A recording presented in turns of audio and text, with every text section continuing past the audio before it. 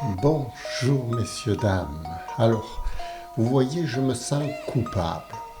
Coupable d'être un comédien. Coupable de vous parler. Pourquoi? Parce que j'ai l'impression que vous prenez tout au sérieux ce que je dis.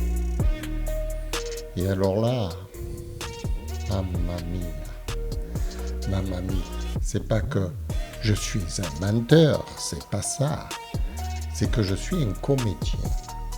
À partir du moment où on est un comédien, on a le droit de dire ce qu'on veut. On a même le droit de faire ce qu'on veut sur la scène. Tant que nous ne heurtons pas la sensibilité du public. Alors, la sensibilité du public, elle va dépendre de beaucoup de facteurs. Il y a des gens qui vont être choqués par ce que je dis et qui vont se donner le droit de me censurer. Oui, on est choqué.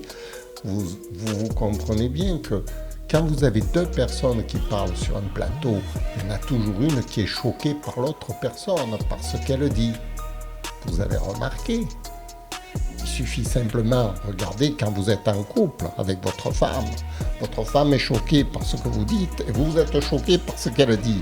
Alors vous faites la censure. Jusqu'à demain, tu n'as plus le droit de me parler. Je t'interdis la parole pendant 7 jours. C'est ce qu'on me fait. C'est ce qu'on me fait en tant que comédien sur les réseaux sociaux. On m'interdit la parole pendant 7 jours, pendant un mois, parce que je heurte la sensibilité de certaines ou d'autres personnes. Pas de tout le monde, non.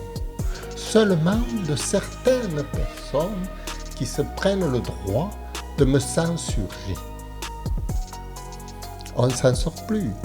On est dans un monde complètement absurde.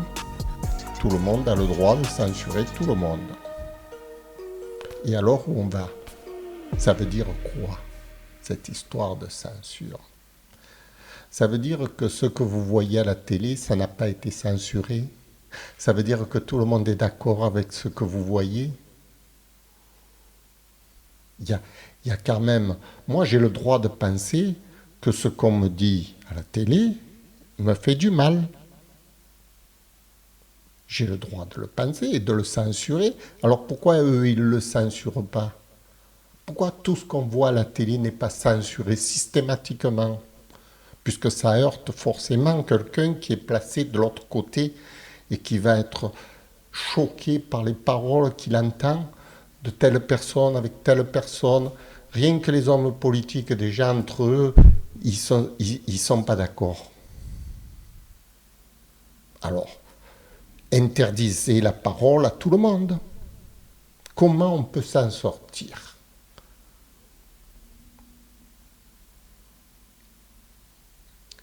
On ne peut pas s'en sortir. À partir du moment où il y a quelqu'un qui censure un spectacle, on ne peut plus accorder de crédit aux autres spectacles. Ceux qui ne sont pas censurés. Parce que forcément, ceux qui ne sont pas censurés plaisent à celui qui a censuré les autres spectacles.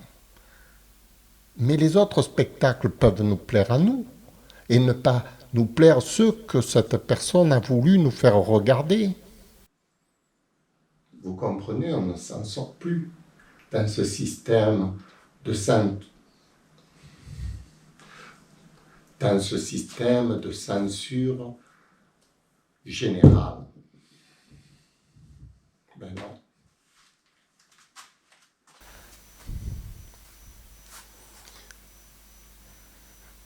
La seule solution, c'est de ne rien censurer du tout.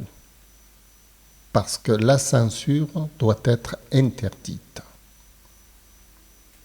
dans tous les domaines. Interdite absolument.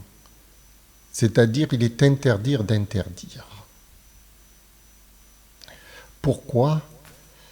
Parce que c'est la liberté totale de s'exprimer. On a le droit de parler de tout, sur tous les sujets, quitte à heurter, madame, monsieur, quitte à heurter telle personne. Pourquoi? Parce que la personne qui est heurtée a le droit de ne pas écouter. Elle appuie simplement sur le bouton et elle éteint. On a le droit, chacun de nous, d'écouter qui l'on veut écouter. Mais la personne en face de nous a le droit de s'exprimer avec les personnes qui vont l'écouter. C'est primordial. Et pour arriver à ce paradoxe où la censure est interdite, il faut bien comprendre que la parole ne doit pas être prise au comptant. Et pour qu'elle ne soit pas prise au comptant, il faut qu'il y ait une règle du jeu donnée à l'ensemble de la population, comme quoi les comédiens ont le droit de dire ce qu'ils veulent, parler de tous les sujets qu'ils veulent, et que ce qu'ils disent ne compte pas, n'a pas de valeur juridique, n'a aucune valeur. Ce n'est que du spectacle, ce n'est que de la fantaisie, ce n'est que du rêve, ce n'est que de l'imagination. Tout ce qui est spectacle, tout ce qui est à l'intérieur d'une boîte n'a pas de valeur pour être la réalité. Parce qu'on peut très bien dire l'envers et l'endroit dans une même phrase, et alors, ça ne change quoi? Ça ne change rien. La comédie, c'est ça.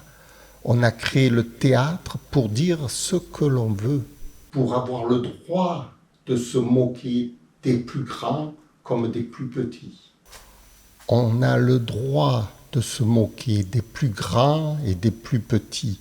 C'est le sens du merveilleux et du spectacle, dans lequel le spectateur est convié à réfléchir sur le monde qu'il habite. Par la fantaisie. C'est la fantaisie qui permet à l'esprit de se développer. Si maintenant nous interdisons à notre esprit d'entrer dans un monde imaginaire à la télévision, nous condamnons le peuple à une espèce de dictature, monodictatoriale qui va expliquer au peuple ce qui est bon et ce qui est mauvais. C'est très dangereux. C'est très dangereux pour la santé du peuple et pour le déroulement futur des événements, qui vont se baser uniquement sur cette vérité établie, préétablie par certains organismes qui veulent inculquer leur propre diktat.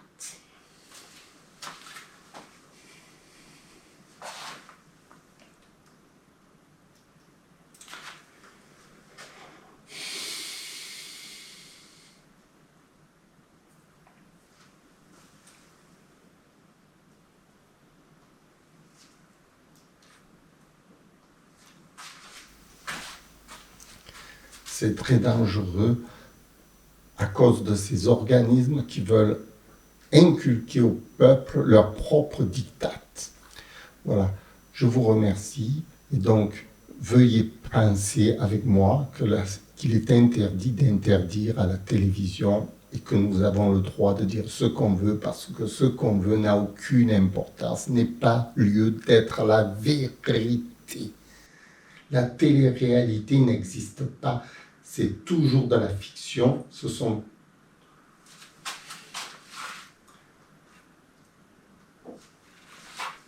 La télé-réalité n'existe pas, ce sont toujours des fictions.